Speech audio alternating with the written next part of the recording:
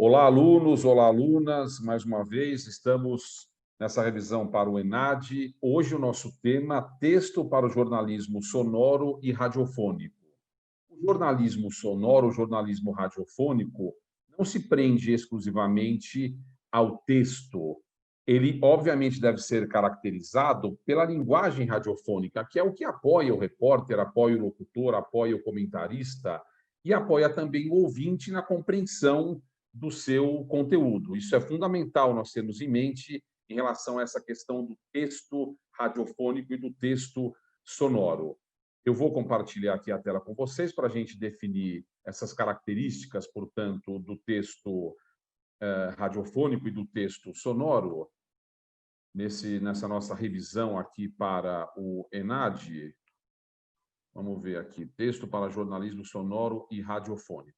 A objetividade é uma característica principal desse texto radiofônico. Texto claro, ordem direta, fácil compreensão, utilização de recursos de paisagem sonora, isso hoje em dia muito utilizado em alguns podcasts, o que agrada o ouvinte, boa locução, clareza na pronúncia das palavras, seleção de trechos de entrevista, seleção criteriosa, com sonoras que contribuam para a compreensão da notícia.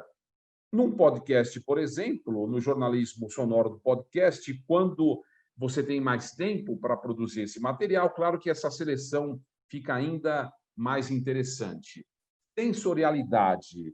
Mesmo no texto radiofônico, o rádio forma imagens. Eu devo escolher palavras que facilitem e estimulem a criação de imagens e contribuam para a compreensão da narrativa. O texto e a escolha desses elementos convidam quem me ouve a entender e compreender este fato de uma maneira a criar paisagens sonoras, algumas das quais ele já teve contato, esse ouvinte, ele tem uma espécie de uma memória afetiva, e esse convite, a partir de palavras bem utilizadas, a partir de uma boa descrição e, portanto, de uma boa descrição, de uma boa observação, melhor dizendo, do repórter, isso é bastante interessante.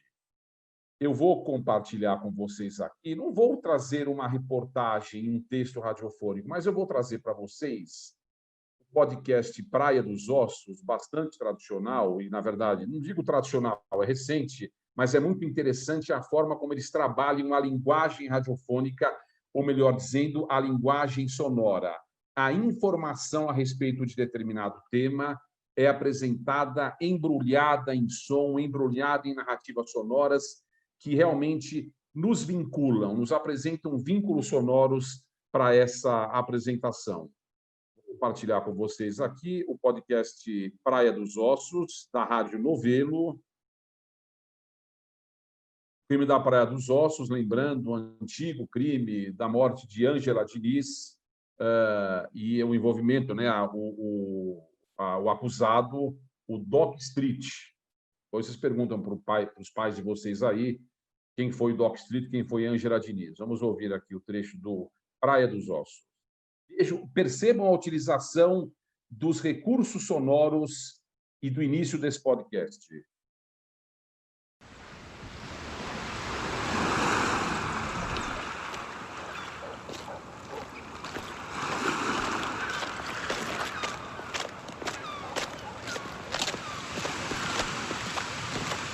Olha que vai ser aquela lá, hein? Será? Ou essa aqui? Não, essa da direita não. Essa aqui não? Essa aí eu não sei.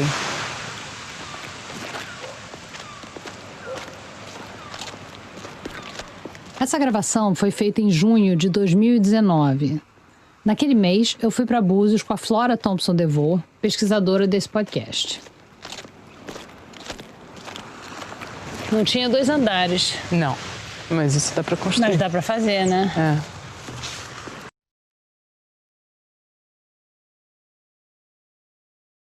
Vocês observaram a linguagem utilizada, a linguagem sonora. Poderia ter compartilhado com vocês aqui um texto radiofônico, melhor, uma notícia tradicional de rádio.